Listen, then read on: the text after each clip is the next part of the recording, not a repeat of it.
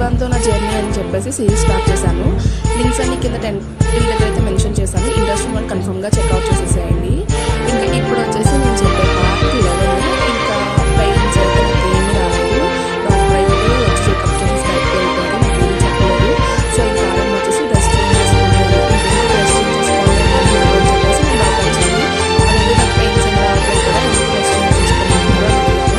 అయితే మీకు డాక్టర్ గారు ఏం చెప్పలేదా అని అడిగారు. లేదండి ఏమీ చెప్పలేదు అని చెప్పేసి అన్నాను.